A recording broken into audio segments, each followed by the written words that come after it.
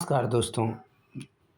आज यूपीटीईटी 2026 के लिए इतिहास लेवल 2 की जो हमारी क्लास है उसमें आज हम पढ़ने जा रहे हैं मौर्योत्तर भारत और गुप्त साम्राज्य के बारे में। गुप्त साम्राज्य से भारत का स्वर्ण युग भी कहा जाता है, उसके बारे में हम पढ़ने जा रहे हैं। यानी मौर्य काल के बाद भारत की कैसी स्थिति थी और फिर गुप्त साम्राज्य के बारे में भी हम इस वीडियो में जानेंगे।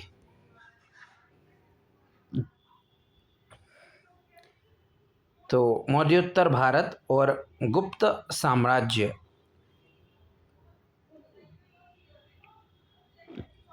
तो हम देखते हैं कि मौर्य साम्राज्य, इसके पहले हम मौर्य साम्राज्य की वीडियो, मौर्य साम्राज्य के बारे में जान ही चुके हैं वीडियो के माध्यम से। तो उस मौर्य साम्राज्य का पतन कैसे हुआ था ये हम जान लेते हैं। 185 ईसा पूर्व में अंतिम मौर्य सम्राट बृहदत्त की हत्या हो गई। उसके सेनापति पुष्यमित्र शुंग ने उसकी हत्या की थी। तो सेनापति पुष्यमित्र शुंग द्वारा शुंग वंश की स्थापना की गई। केंद्रीय सत्ता कमजोर होना और क्षेत्रीय शक्तियों का उदय होना, इसकी वजह से मौर्य साम्राज्य का पतन हो गया। अब हम मौर्योत्तर काल के प्रमुख भारतीय राजवंश के बारे में जानकारी लेते हैं। तो जो पुष्यमित्र शुंग है उसने बृहदत्त की हत्या कर दी और उसके बाद शुंग वंश की स्थापना की। और इसका मुख्य क्षेत्र जो है वो मगध था, जो कि मध्य भारत में था।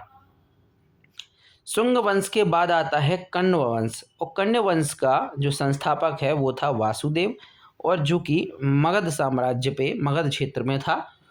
इसके बाद कण्व वंश के बाद आता है सातवाहन वंश। सातवाहन वंश का जो संस्थापक था वो था सिमुक, और यह इसका मुख्य क्षेत्र जो था वो दक्कन था।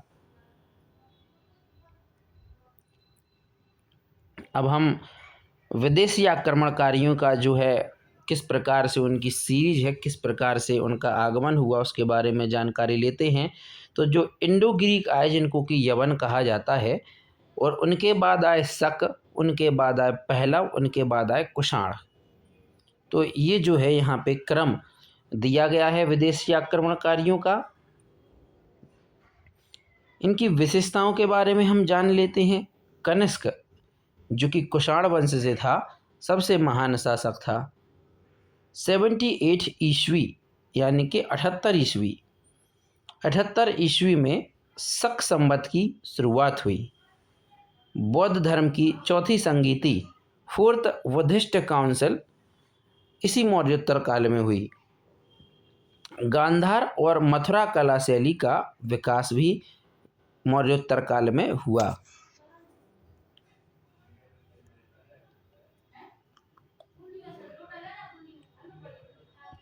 इसके बाद अब हम देखते हैं गुप्त काल का उदय, किस प्रकार से गुप्त काल का उदय हुआ।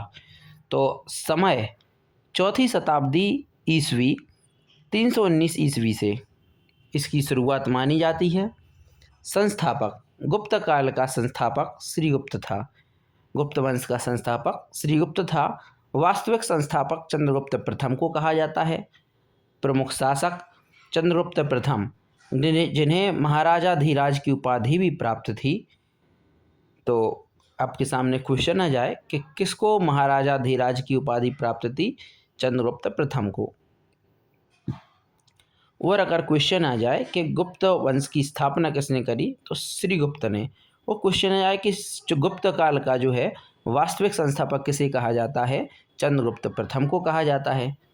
इसके बाद हम समुद्रगुप्त को जान लेते हैं। भारत का नेपोलियन किसको कहा जाता है? समुद्रगुप्त को कहा जाता है। भारत का नेपोलियन किसको कहा जाता है? समुद्रगुप्त को कहा जाता है। प्रयाग प्रशस्ति जो है उसकी स्थापना किसने कराई, या प्रयाग प्रशस्ति किसने बनवाया? तो वो है समुद्रगुप्त ने। चंद्रगुप्त द्वितीय, जिसे विक्रमादित्य की उपाधि प्राप्त थी, फायान का आगमन इन्हीं के काल में हुआ। तो फायान का आगमन किसके काल में हुआ? चंद्रगुप्त द्वितीय विक्रमादित्य के। गुप्त काल का प्रशासन कैसा था और समाज कैसा था ये जान लेते हैं। विकेंद्रीकृत शासन था। सामंती व्यवस्था की शुरुआत गुप्त काल से ही प्रारंभ हुई। गुप्त काल में धर्म हिंदू धर्म जिसमें वैष्णववाद था उसका पुनरुत्थान हुआ, लेकिन अन्य धर्मों के प्रति सहिष्णुता भी थी। जाति व्यवस्था, उस समय पे जाति व्यवस्था कैसे थी? गुप्त काल में जाति व्यवस्था कैसे थी? तो गुप्त काल में जाति व्यवस्था जो है वो और कठोर हो गई। अस्पृश्यता का उदय हो गया। अस्पृश्यता, अछूत जिनको कहा जाता है, जिन्हें अस्पृश्य समझा जाता है, तो वो अस्पृश्यता की जो है इसी काल में उसका उदय हो गया। कला और वास्तुकला किस प्रकार से थी मौर्योत्तर काल या फिर गुप्त काल में? तो मंदिर निर्माण, नागर शैली की शुरुआत हुई। उदाहरण है इसका देवगढ़ का दशावतार मंदिर, जिसमें नागर शैली प्रस्तुत करी गई है। नागर शैली दिखाए की झलक हमें देखने को मिलती है। मंदिर निर्माण में नागर शैली जो है यहाँ पे प्रचलित थी। अजंता की गुफाएं, शानदार चित्रकारी उसमें हमें देखने को मिली है। विशेषकर गुफा संख्या 16 और 17 में आप शानदार चित्रकारी देख सकते हैं जो गुप्त काल में की गई है। मूर्तियां यहाँ की सुल्तानगंज की बुद्ध की तांबे की मूर्ति आप देख सकते हैं, जो कि गुप्त काल का अनूठा उदाहरण है। विज्ञान और साहित्य कालिदास जिन्होंने अभिज्ञान शाकुंतलम लिखा है, विशाख दत्त जिन्होंने मुद्रा राक्षस लिखी है। विज्ञान में आर्यभट्ट शून्य का सिद्धांत इन्होंने दिया, पृथ्वी की परिधि के बारे में इन्होंने ही बताया है। वराह मिहिर जो खगोल विज्ञान से संबंधित हैं, वह संहिता जिसने लिखी है। गणित में दशमलव प्रणाली का विकास गुप्त काल में ही हुआ। तो ये सब यहाँ पे गुप्त काल विज्ञान और साहित्य दिया गया है। इसमें विज्ञान और साहित्य दिखाया गया है, जिसमें साहित्य विज्ञान का चर्चा की गई है। इसके बाद आता है कि गुप्त काल को स्वर्ण युग क्यों कहते हैं? आर्थिक समृद्धि, सोने की सिक्कों की प्रचुरता जिसे दीनार कहा जाता है। स्वर्ण युग इसलिए कहते हैं क्योंकि यहाँ पे सोने के सिक्कों की प्रचुरता थी, जिनको दीनार कहा जाता है। यहाँ से एक क्वेश्चन और बनता है कि गुप्त काल में जो सोने के सिक्के थे उन्हें क्या कहा जाता है? दीनार कहा जाता है। क्वेश्चन को ऐसा भी पूछा जा सकता है कि दीनार से कौन से सिक्के संबंधित थे? तो गुप्त काल के सोने के सिक्के।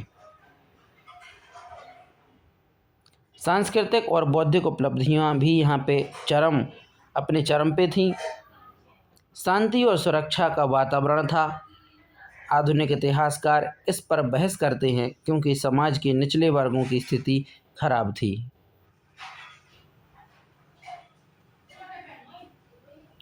निष्कर्ष, मौर्योत्तर काल ने सांस्कृतिक मेलजोल विदेशी और भारतीय को जन्म दिया। यानी कि मौर्योत्तर काल में सांस्कृतिक मेलजोल हुआ विदेशी और भारतीय का।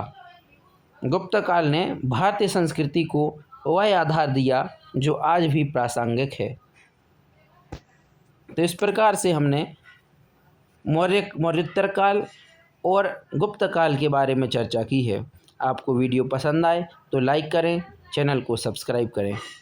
Thank you.